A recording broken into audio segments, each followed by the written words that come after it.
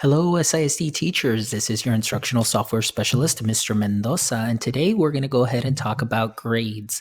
So, if we go to the grades tab here, you'll notice that you'll find the grades for any assignments that you have given through Google Classroom.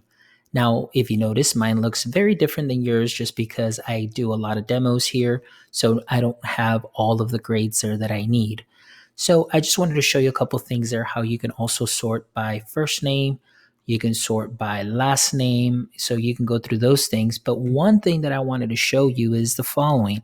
So let's say I go here where I got the 47 and it opens up this window here, shows that I have one missing student.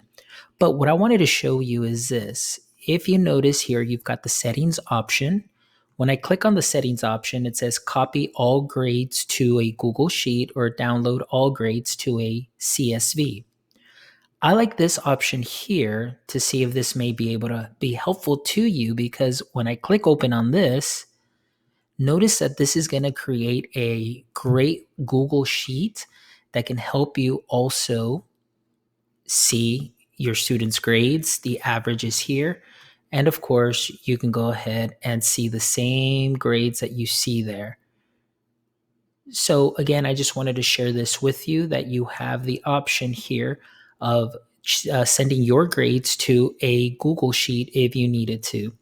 Thank you very much and have a wonderful day.